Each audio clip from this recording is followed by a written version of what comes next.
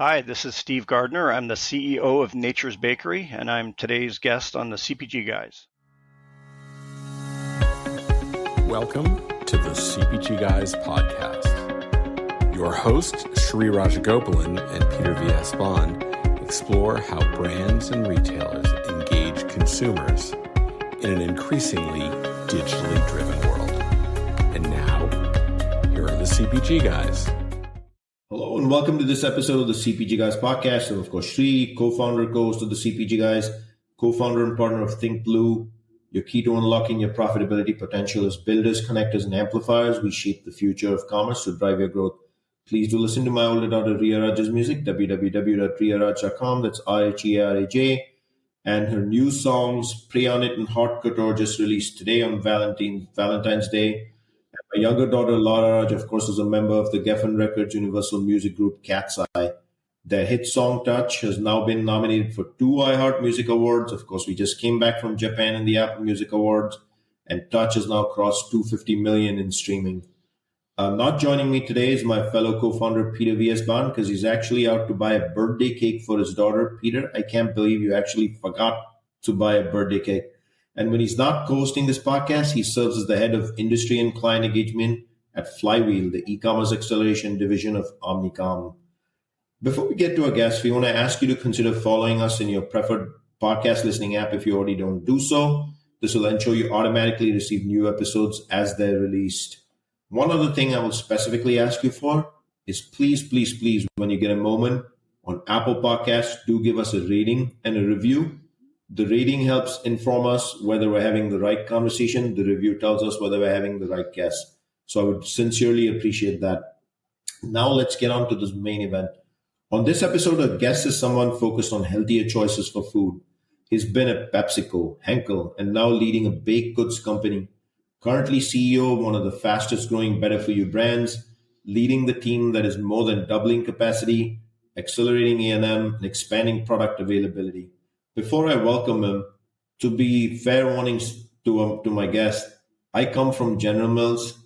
Nature's Bakery was one I was watching out very carefully, but I'll admit it's one of my favorite go-to, I'm going to say snack bars. Steve is going to correct me and put me in my place and tell me exactly what category definition he thinks is the accurate one. So we're going to have an awesome dialogue because I know of this company very well, given I come from the Nature Valley world. Join us in welcoming Steve Gardiner to the CPG Guys. Steve, welcome to the CPG Guys. How you doing, man? I'm doing very well. Thank you for the nice introduction, and I have no issue with snack bars as the characterization of our business. Awesome. But before we get started with our Q&A segment here, could you take a quick hot minute and give us a quick overview of Nature's Bakery and your role there? Yeah, sure. Absolutely. Just at a very high level. So Nature's Bakery, as you said, we were founded in 2011 by a family that actually had long roots into the baking industry. And from the very beginning, they were focused on wholesome and delicious snacks that were affordable. So their initial product was the Fig Bar. And so they launched the Fig Bar. And over the years, even though we've evolved from that, we've remained committed very much to that better for you snacks that taste great, convenient, on the go, made with real recognizable ingredients. We target millennial families who are heavy bar category buyers, but our reach goes far beyond that. We were acquired by Mars in late 2020, so we're part of the Mars snacking division now. And we have a vertically integrated company with currently 2 bakeries and a third on the way. And I am really proud and privileged to be the CEO. First of all, congratulations are in order for scaling it, for creating an awesome product and genuinely a better for you product. While we never discuss politics on this show, you must be smiling from the other side of your face with changes to the Health and Human Services Secretary. Because I think better for you should be a good outcome we should all anticipate. I'll keep my fingers crossed just in for the sake of humanity over there. But let's get to know you. Before we do that, a reminder, though, that in the digital liner notes of this podcast, we'll include links to Steve's LinkedIn profile, of course, the company Nature's Bakery's corporate websites, and so that our listeners can access it on the go through mobile platforms while they listen. So let's get to know you, Steve. First of all, I love folks who come to our show and proudly represent their brand. Steve, for those of you that will see this on a video clip, you'll clearly see Steve has his Nature's Bakery shirt on. To me, that is brand pride. So let's get to know you. Take us to your career developing at PepsiCo, former alma mater of mine as well, probably one of the greatest companies to learn at. Then leading sales at Henkel, no easy job. And then Nature's Bakery now to actually leading it. And so talk to us also about in that journey of growth, what leadership principles have served you well? Sure. Yeah, thanks very much. And I'll just start by saying the greatest joy of wearing the shirt is the people that want to come up to me and tell me their story about the product and the brand, which happens all the time, which is just crazy. See, then I have to interrupt you right away and tell you, and I think I told people I was working with from your PR team that my favorite was fig bars, but now I'm experimenting apple cinnamon. Perfect. Thank you. We'll take that. So myself, I've got 30 years of CPG industry experience now, and I actually like to start with just the quick story that after college, my best friend, and still to this day, and I turned down our somewhat cushy job offers and started our own food and beverage distribution company. We did a couple of them and sold them and moved on. I say that not because it made me wealthy and it lives on, but because that entrepreneurial streak that I had as a kid that kept with me all through college and all things we did, believe it or not, even though I've been at huge companies and now small, that entrepreneurial, can we do it differently? Can we do it better? Can we do it faster? Lives on consistently. So that's sort of in my blood. My first major role after we had those companies was at Tropicana. So Tropicana Orange Juice, which then later got acquired by PepsiCo. So I know you have PepsiCo experience in your past as well. And we were there a little bit at the same time. I don't believe we crossed paths in the same exact meeting, but what a great company. I spent 24 years there. I was always focused on the Quaker brands, anything with a Quaker name on it. Life Cereal, oatmeal, you name it, Tropicana, Naked Juice, Kavita, and then Gatorade and Propel. So working on those brands allowed me to move every 2 to 3 years. I mean, literally move. I moved 7 times with a company around the country in the sales world, calling on different customers, different regions, different territories, different types of go-to-market. So it really helped me hone my skills, internal jobs, external jobs, integrations. We were at times the acquirer, and at times we were the acquiree, and what an interesting process that is. And also I had a really great few years working on joint venture. So I left PepsiCo and I went to Henkel to help them stand up a new sales team on their beauty and personal care side, structure it, and also relocate from Scottsdale, Arizona to Stamford. So it's kind of a build it, shape it, fix it assignment. It was great, but for me, it just really cemented in my head that I wanted to get back to food. I wanted to get back to food, better for you, and a fast-growing business. So it was like a pure moment for me. And from there, I joined Nature's Bakery as a head of sales, fundamentally to help them grow their business and lead to an exit and an acquisition. We were, as I said, bought by Mars at the end of 2020, and I became CEO in 2021. So that's me in a nutshell. And you asked about leadership principles, and just reflecting on that a bit. Some of it's certainly what I have explicitly seen work myself, but a lot of it, if I'm really honest, has been shaped by the amazing leaders I've been around, and taking tidbits from them as I've sort of formed my own personal style. I would boil it down to 3 things, which is first and foremost, leading with candor and transparency. And that's, not a throwaway comment, but I really, really believe that we can't be as successful as we could be as a team if we're not all really clear on what the mission is, what we're saying we're going to do to get there, and whether we are getting there. What are the objectives? What are the strategies? What are the goals? And what are the metrics? And how are we doing? So it's as simple as a cadence of communication, a monthly town hall that's not about beautiful PowerPoints and shiny pictures only. It's about, hey, here's where we're at on the goal, everybody understanding their contributions to that goal and how we get there. Related to that is empowering the team.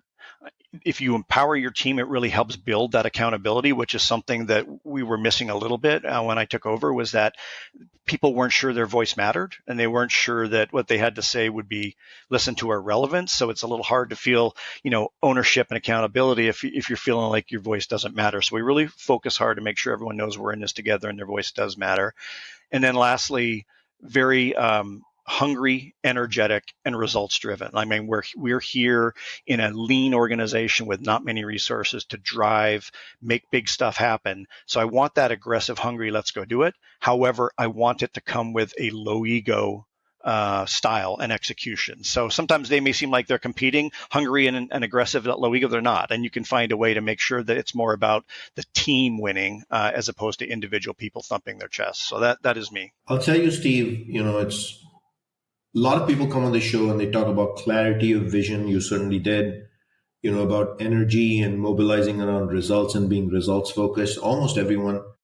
Very few talk about empowerment, and very few actually demonstrate it in real life. So it's exciting, also great to hear that empowerment is important to you and giving people a chance that they've not just their voice to be heard. It starts with voice to be heard, but also follow through with asking them to lead and actually execute in the marketplace matters equally. Now, let's talk a little bit about Nature's Bakery itself, right?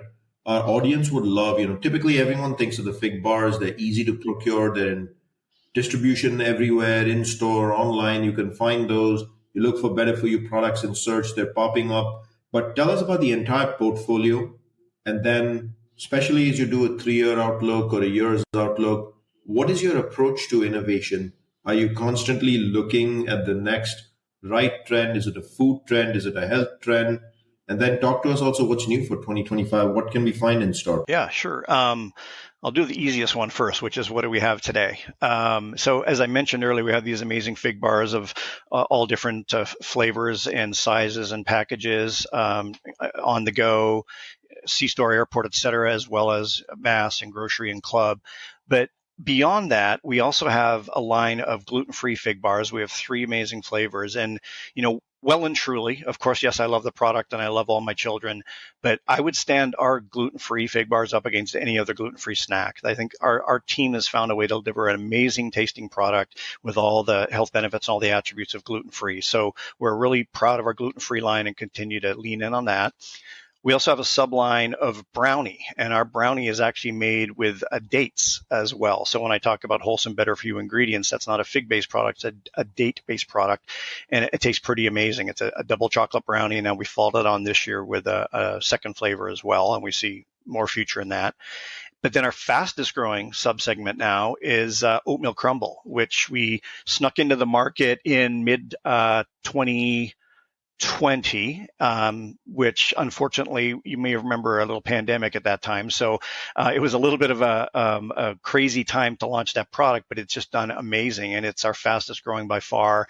And it's really opening up like a whole different occasion within the day for us. So super proud of that. And those are the 4 lines that make up our current portfolio. When we think about innovation, our approach, number one, is that it's just got to start with the consumer. Consumers are at the core of what we do and what we bake. Reflecting back on this past year, 24, we launched Fig Bar Minis and we launched a salted caramel brownie.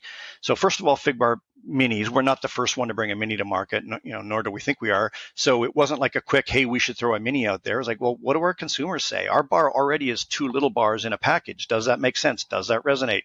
What's the occasion? What does mom think of that? So we wanted to make sure that it did make sense, and our consumers told us it did, and we heard yes. We have a desire for portion control. We have a desire for our kids to have a little smaller pack to take to school or wherever it may be. So we brought minis based on the consumer learning and research. We also, I mentioned double chocolate brownie, based on the success of that and based on the real boom behind this wholesome indulgence relative to brownie, we launched the second item, which was the salted caramel brownie, which hit this year and run a number of awards on a great new item. So those were the 2 from this past year. But as I think about further out, like the big picture innovation we're working on for year 2, year 3, again, it's the same answer. It still has to start with the consumer. It has to start with a consumer need. And it has to start with our relationship with our consumers and where they see that we have a right to win and expand into. We're focused on that intersection of wholesome and delicious. And I'm probably not the first to say that, but I maybe one of the first to really mean it. And it's in our core, and it guides everything we do. We look at a lot of data as we evaluate innovation options, because there's many options. I mean, you can take the strategy of throwing things out there and seeing what sticks. That's not our play. So we look at consumer buying patterns. We look at consumer preferences. We evaluate that versus our own ruler, if you will. It helps us spot opportunities and areas for product innovation. And you mentioned earlier trends. So we do absolutely try to stay on the front end of consumer trends, insights to help marry with that sales data and really see what's out there that might stick. Places like next month, Expo West, great place to walk the floor and just see, where the energy is and where things are coming as well. But for us, back to the comment earlier, not throwing things out there, it's really important that it's on brand. Anything we do is on brand and not out of the scope of what a consumer would expect from us, and that it's trend, not fad. I've been in customer meetings a few years ago where they're like, wow, this keto thing is taking off. You need to get in that keto space. And we're just like, that's not our target. That's not our space. That's not what our consumers would expect from us. So that wasn't interesting to us. But what is interesting to us is, as we've done our research over the last year and looked at the data and looked at opportunities, we see there's real white space for a soft baked bar that is made with additional protein. So that we can do, and we found a way to do it that tastes great and is, with our continued pledge, is nut-free and plant-based. So we're going to have a nut-free, plant-based, protein-enhanced product. That data led us to our big launch for this year, which is going to be branded Hearty Bars. And so you are the first, the CPG guys, and you are the first guys to hear about our new launch, which is coming in late spring, early summer of this year, which is our Hearty Bars line, which will be initially at least a blueberry and a chocolate chip that we're really excited to get behind the launch and anxious for you and others to taste. Absolutely, Steve. A few things that I'd like to kind of reflect on, right? Protein, one of the hardest, I would say, ingredients, one of the most important ingredients in our palate today that should be part of everybody's diet. And I would say excess quantities, that's just my observation, doesn't make it right, but also the hardest to kind of get from the taste aspect. And I remember my chief innovation officer, head of R&D, would continuously remind me when I ran sales for General Mills North America, excellent, but if the product doesn't taste well, it's not going to move. And she wasn't wrong. So what's the magic behind the taste? And you don't get to say more sugar. No, we definitely don't say more sugar. The magic is our product development team, frankly. That I'm sure the early versions were less exciting, but they have honed in on a phenomenal tasting product. Our goal isn't to be the highest protein in the market and to be the highest protein offering out there by any means. So we are using a fava bean and sunflower protein, which allows us to stay within all of our claims and yet deliver that taste and deliver what mom's looking for, which is an extra boost on the protein side. And so you're welcome to come back when the actual physical launch happens and you're in store and you have distribution. You're welcome to give us links. We will showcase it here on the CPG Guys. Are we thinking per serving like above 5 grams of protein? Yeah, we'll have 9 grams of protein. Fabulous. So we'd welcome it on the CPG Guys. Let us know and let's get the message out to our CPG and retail audience. Now let's move from, fabulous portfolio. Look forward to the Hearty Bar. Love the protein-based approach. Must do in any snack bar portfolio. One of the ways you're going to kind of capture the consumer, kind of bring attention to it, is omnichannel, which is both the in-store element as well as all the online elements, right? So when you talk to your leadership team, people who report to you, how do you look at omnichannel holistically? Is it a mission you send them on? And then how do you coach them to build true 360 plans that captivate the consumer online and offline? Yeah, for sure. I like to think I provide solid coaching and guidance, and I'm a good foil and balance for the discussions. But I got to be honest, I've got a really fantastic team, especially in the world of marketing, and they're so savvy. They're bringing me these ideas, and we're working through them. They've done a phenomenal job. Nature's Bakery, despite the great success we've had, we don't have massive budgets. We don't have massive budgets, so we have to be really smart on how we deploy the dollars that we have. So our strategy is to target different community segments through various channels, through various vehicles. We ensure to get broad reach and impact, and everything we do is done with intentionality to continue the conversation with consumers. So where possible, let's build a 360 integrated plan that gets people at the shelf, on their mobile, in real life, wherever that may be, and kind of bridge that gap between online and offline. I probably pick my favorite two examples of that. Early last year, we partnered with The Dirt. I don't know if you're familiar with The Dirt, but it's a mobile app that helps families reserve and plan camping trips. So families, outdoor, togetherness, camping. We ran a paid media campaign with The Dirt. We offered free Nature's Bakery bars at campsites around the country. So as people are actually in a campground, now you run into our product and you run into this program. And then we had exclusive discounts on our website that was linked back to that. We also we collaborated on a co-partnered social media giveaway where people entered to win camping and outdoor equipment. So another link and a tie-in, and it also sent them to our website as part of the entry and the win. So this encouraged people to engage with our website, possibly join our loyalty program, which by design gives you a lot of different ways to continue engaging in our brand and shop, et cetera. And then from there, our email communications invited those consumers to follow us on social, shop online at our site, leave reviews, and we can just keep that conversation going with them. So it literally started outdoors and ended up on our website and hopefully in their pantry with a product, and we're really happy with that. And then secondly, we also last year, but we've done the version of this now multiple years. A good example of building omnichannel experience was through field sampling. So we called it our Summer Sidekick Tour, and we had a team that traveled the country and distributed nearly 1 million samples across 14 cities. So they would show up. It could be like a county fair. It could be like a small art festival. It could be at a nature trail.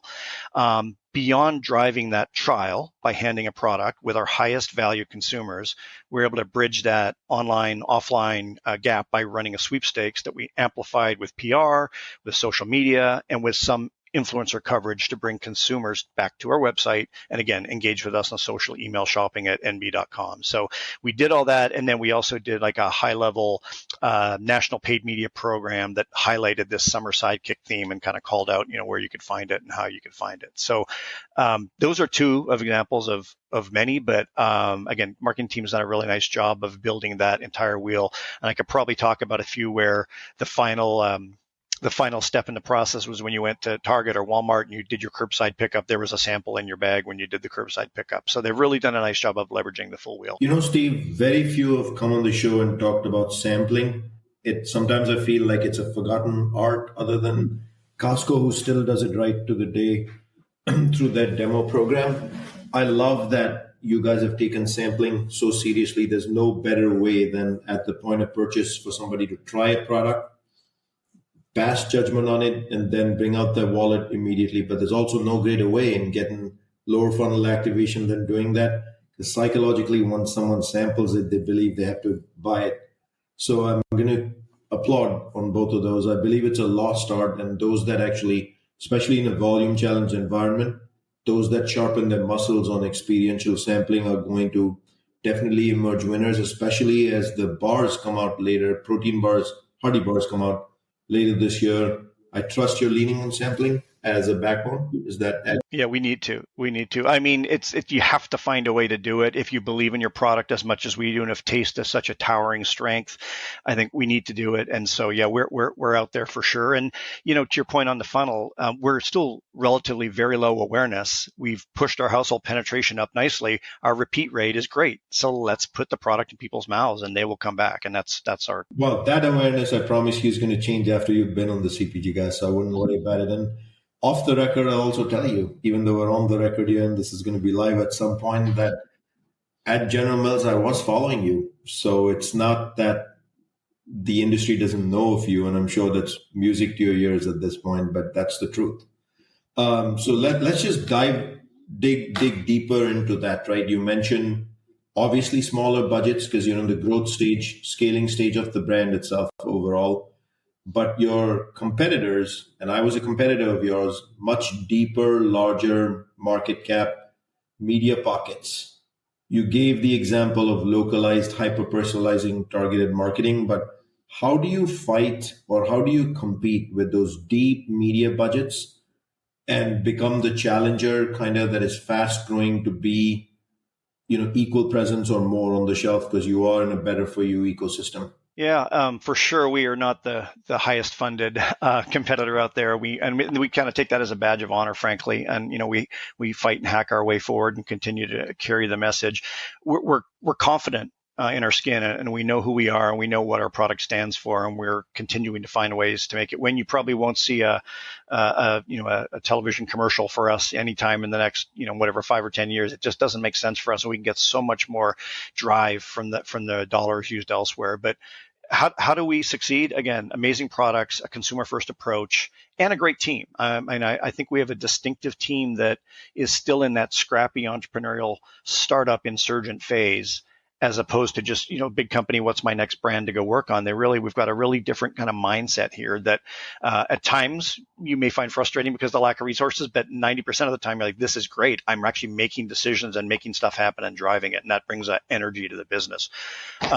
I touched on this earlier, but our appeal as a company, Nature's Bakery, our all family appeal has really 3 legs to the stool. One are those better for you ingredients. One is the great taste. And the third is accessibility, which is both being in all those points of interruption that you listed earlier and being findable, but it's also value.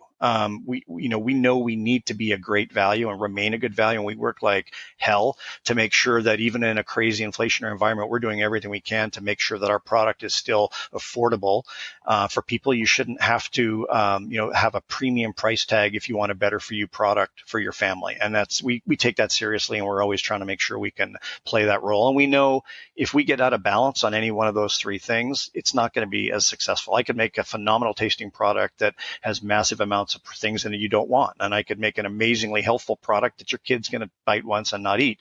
And I could make a great tasting product that's $4 a bar, and that's also not going to work. So for us, that's the starting point. Just understand who we are and be very, very true to it.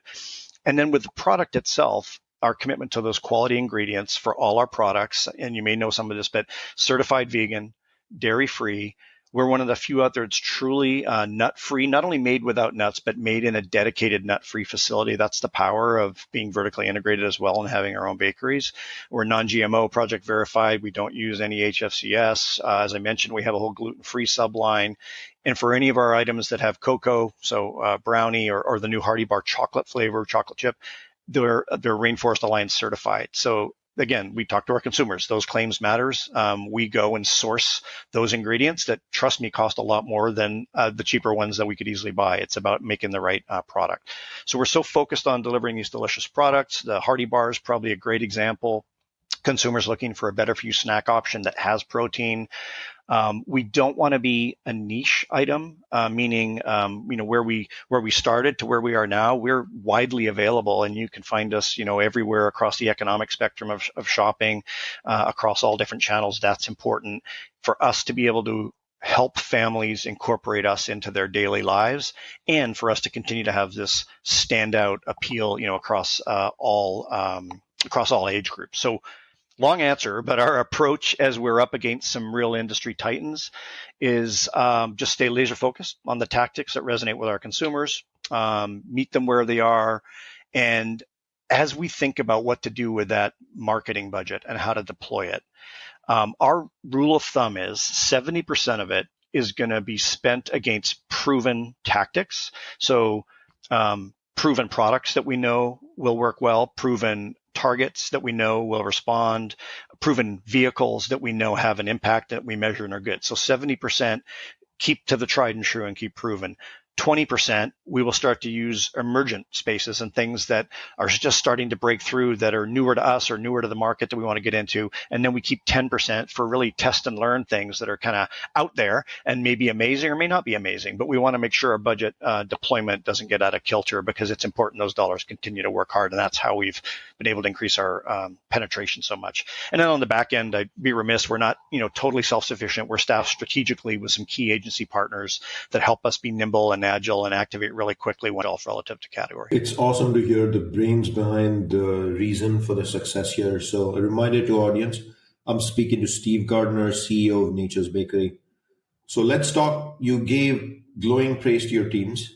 So let's talk about talent development. A good leader would do that. A good leader surrounds themselves with people smarter than them in functional areas and then learns from them You've already said empower them. So what do you look for in leaders, and how have you structured so that you're not focused just on the quarter and the month, but also more longer term, because you're in a true excellent growth phase for the brand? Yeah, I'll start with the last part first with a quick shout out. Honestly, our owners, being owned by Mars, they're extremely savvy and they give us the space to perform and do what we need to do.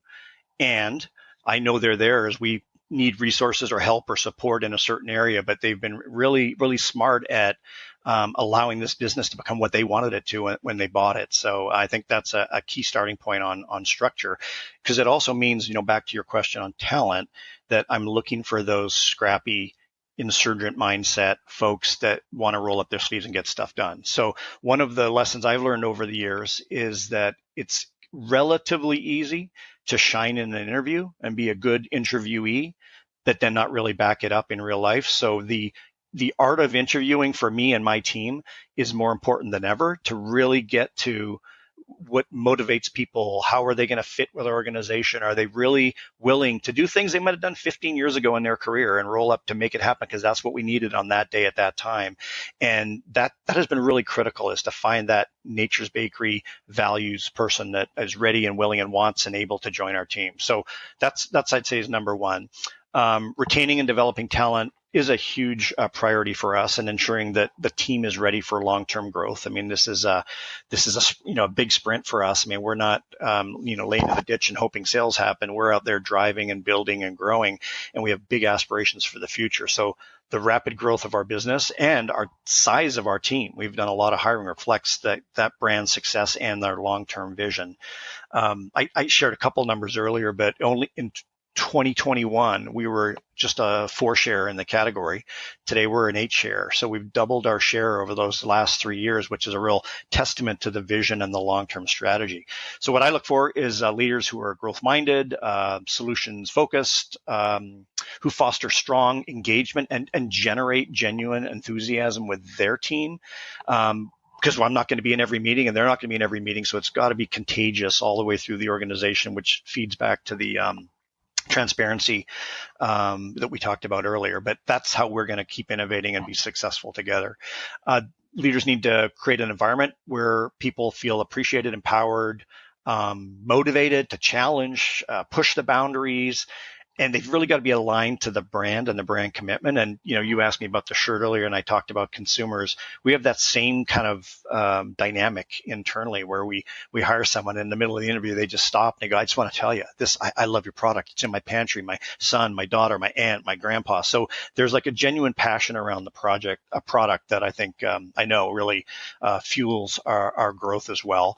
And so all of that, and maybe just because of a little bit, tiny bit, my wiring is we want to really keep nurturing that entrepreneurial culture. That, we're, a multiple $100 million business. I got it. However, we've got to keep thinking about being lean and hungry and continuing to run the plays that, got us this far where it makes sense. So we want people to feel empowered to challenge the conventions, poke holes, ask questions, and contribute to the brand's growth. And as I said earlier, the low ego thing is really important to me, to the team, and that it's never about me or you. It's about us and what we can do together. So that's how we look. Whether it's a leadership team member or if it's a new manager for the team, we need to know that they're gonna wear the jersey with pride. Approximately 2 years ago, in the Authority magazine, you had put out your sentiment on food brands need to really think about 5 things to be successful. And while reading through them, I really enjoyed it, and I believe it's true to the day, and I believe it'll truly be true to tomorrow, day after, and be immortalized. I think our audience will love to hear from you. I mean, you start with you have to have a good product. I think we can't disagree on that one, right? But why don't you decompose for us what is a good product, what the other 4 are, all the way down to resilience, because I thoroughly enjoyed reading this piece. Well, good. I'm glad you did, because I haven't changed. My 5 is my 5, so it's still the same. But yeah, the great product, again, that can sound like a throwaway, because I see plenty of good products with a great package, or I see pretty good products that have done a great job of finding a way on shelf. But at the end of the day, if it's not a great product that is loved by consumers and that they want to seek, it's just a matter of time, and you won't earn your space on that extremely high demand, in demand shelf, whether it's the digital shelf or whether it's the bricks and mortar shelf.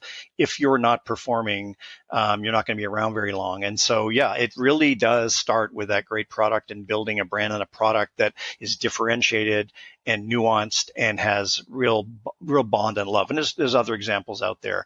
The second one that I had talked about was knowing your consumers and your category, but just not knowing them, but to be obsessed with them and be obsessed with who is buying your product today. Why are they buying your product? What else are they buying? Why do they buy that? What are they looking for? What's going on in their life? But if you're too focused on number one, on the product, and forget about number two, then also you'll leave something on the table and leave something behind. So the category and consumer. One of the things, Steve, I did want to ask you on number two, which is know the consumers. Do you guys do shop-alongs? Do you encourage shop-alongs? Because I feel it's one more of those things like experiential sampling is a lost art. Yeah, we do shop-alongs. We do a lot of things in the store, and even beyond the formal process and the learning and that comes with that, we also do it informally. And maybe this comes from my roots of more retail, but there's not many big meetings that I'll have, meaning people travel and come to a meeting, that we won't allocate 2, 3, 4 hours to just go hit retail and bump into consumers together. Because I don't care how much data and analytics you have, but the rubber hits the road when you're standing in front of the shelf at your local store and you're looking at you and you're looking at your competitor and you're looking at the display down the road and you're looking at what's new, and then you run into someone, you ask them what's going on, give them a coupon, get a little feedback. I find that super exciting. So a smaller team of ours met earlier this week and they did the same thing. They carved 4 hours and spent the whole afternoon plowing through retail. And for us, that never means let's make some stores pretty and go, pat ourselves on the back that they look pretty, but let's just go and see what's real and what's really working and what's not, and what we like and what we don't. So yeah, that to your question on shop-along, absolutely, it's part of being consumer obsessed for sure. The third one I talked about was a defined brand mission and vision, which is really just, locking in your brand beliefs and what's important to you and, if you will, your guardrails, and living and breathing it. And a little of that goes back to the comment earlier on not chasing fads, but being on trend. But from time to time, we'll find us working a project and get a little down the road, and we have to take a moment, sit back and go, does this still lock in and align with the mission and the values we set? Because it's easy to just iteratively get a little bit off course, and we want to make sure that doesn't happen and we start to meander. And then the last two were more about the cutthroat nature and the challenging nature of trying to build a business in this, this world today. And that was number one, was to be flexible. You've got to remain really agile from process to planning, and the key to staying course. And you got to be resilient and stay focused on your goals so that you can bounce back as things change. Everyone's heard the quote 100 times, but everyone has a plan until you get punched in the face. Well, we believe that. We have beautiful plans, and then they take a pivot on day one. You can't go back to the full drawing board. You got to be able to adapt and pivot and go from there. So yeah, I think those are as true today as they ever were. Thanks for that, Steve. So first of all, again, I'll say congratulations on the share growth from 4 to 8. That's a big freaking deal.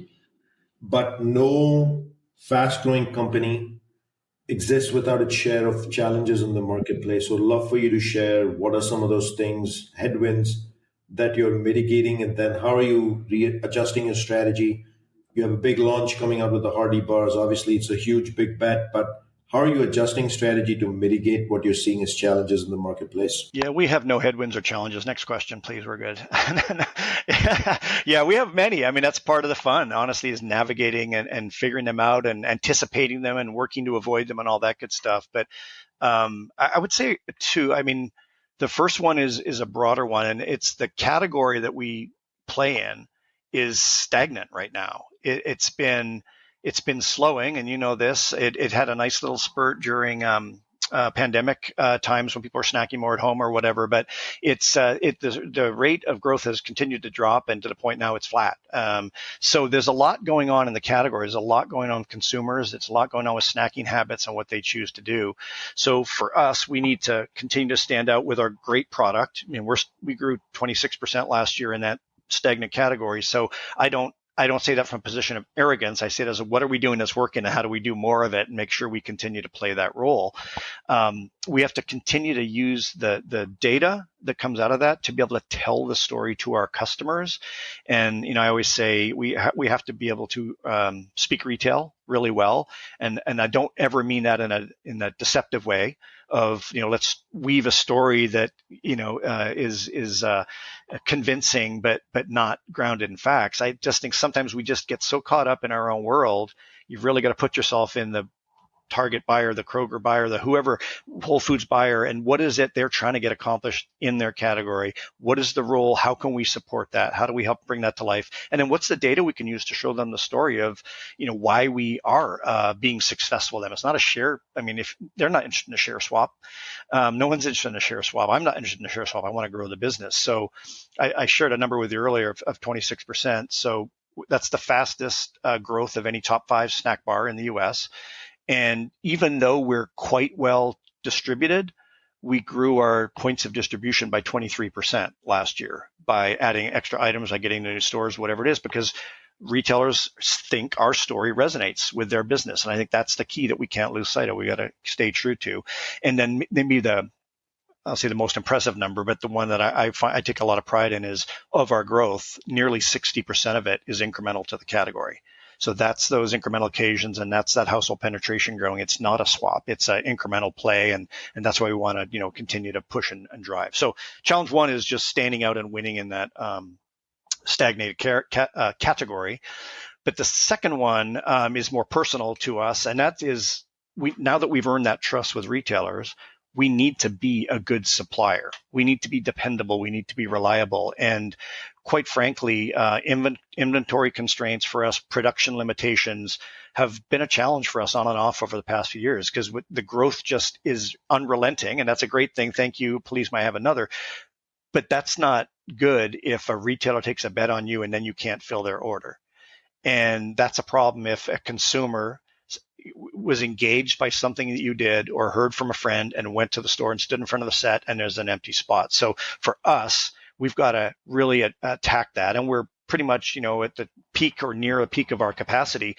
So if anything goes wrong, all of a sudden we have a hole and we can't have a hole. So for us to be the brand that we want to be and we want to be in the future we want to have, we've got to continue to build out our distribution network. So our current bakeries are bursting at the seams. There's no more room in them.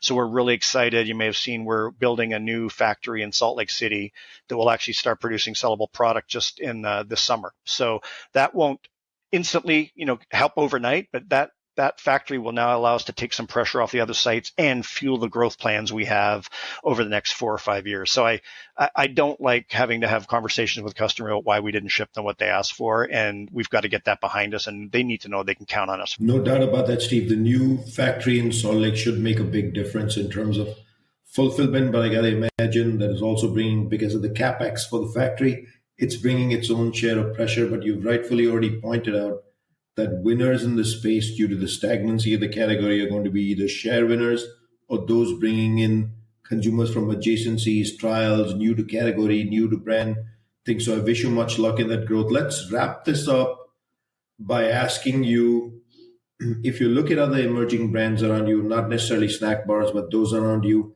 what advice would you give to leaders? You've already talked about 5 things for a food brand, but I'd ask you macro, what advice would you give? Yeah, I'm going to take for granted or just accept that all the things we talked about earlier about having a great product loved by consumers is a given, because I think you can have that and still muck it up if you don't have the right team. So for me, the answer would be, all about team. And I think it's about going as a CEO, for certainly it's about going above and beyond to build and connect with your team and to establish trust, encourage an open dialogue. I talked about having a cadence of sharing and transparency earlier. So when I became CEO, I personally called all my new team just to kind of energize them about this new phase we were going into and being part of the brand. And I set the tone with them on, the open door policy, which again could be a bit of an old cliche, but no, I really mean it. If you need me, call me, and we'll connect as often as we do. But it's not just my leadership team; it's skip levels. A few levels down. It's when I go to one of our facilities, like I was in Pasadena this week, listening tours. What's going on? What's the real vibe? I think it's all part of it, and it's an important part of it to really make sure you get it. I'd like to say, and my friends would absolutely agree, I did not get any smarter when I got this job. But I certainly noticed that more and more people said, "Oh, Steve, that's a brilliant idea. Oh, what a great plan." And I don't need that. We don't need that. That's bad for the company. And I didn't get any smarter. So poke it, challenge it, tell me what's really going on. Let's talk about it and understand it together so that we can win together. And I think as a CEO, sometimes that's challenging, especially as a founder CEO. You've got to be open to challenges from a diverse range of thought. You've got to be willing to challenge others in a non-threatening way because they see that, we reward that good behavior. We don't chastise, we reward it. And it's actually how we all get better. And then I think, to me, a lot of founder-led companies are completely understandably, more top-down, autocratic, directive, because that's how they achieve success initially. But when you reach a certain level, that stifles creativity, suppresses ideas. So you've really got to turn that corner and make team members feel appreciated, heard, valued. One of my favorite leaders of all time, one of my favorite bosses, used to always say, fierce internal debate, one external voice. And if you're unknowingly hindering the fierce debate, you're going to limit your potential, and you're not going to have the full ability, and you're not going to reach the full capability of the brand and the company, and for people feeling great. So I'd just say lastly, if I have time for one more thing, it's just, as a CEO, stretch for what is possible. And don't limit yourself. One of the things we do at Nature's Bakery is we talk about our objective for the year in a really bold way. So I think a lot of companies will say, what's our plan for next year? And they'll agree that our plan is to sell 100. And then you work through the year, you try to maybe we can get to 102 or even 105. Wouldn't that be great? And if things don't go well, we might be at 97 or 98. Well, we build our plan and we know what the 100 number is. But then we say, well, what could we really do? If we kick ass and have the best marketing of anything and anyone in this category, what can we really do if we achieve the top end of our sales objectives? What can we really do if we run the best factories and have the best efficiency?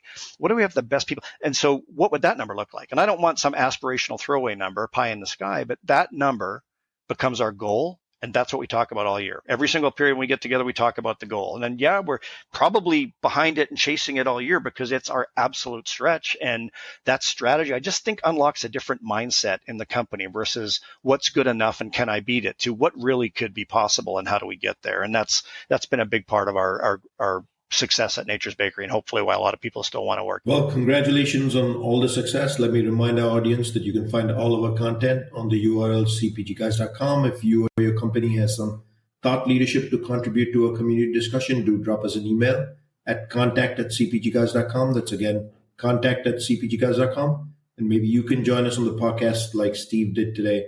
Don't forget to drop us a rating again, both on cpgguys.com, at the navigation bar up top, or on Apple Podcasts. We really value that, and thank you for that. To our followers on LinkedIn, I can't say thank you enough times.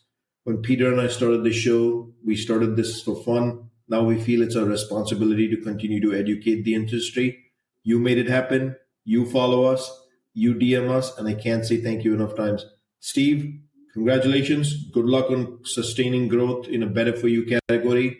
Thank you also for appearing on the podcast. Thank you, Shri. It was a pleasure. Thanks for having me. That's a wrap of this episode. See you soon on another episode of the CPG Guys.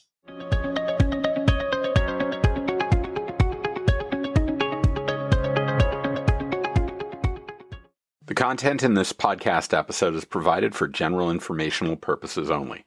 By listening to our episode, you understand that no information contained in this episode should be construed as advice from CPG Guys LLC or the individual author, hosts, or guests, nor is it intended to be a substitute for research on any subject matter.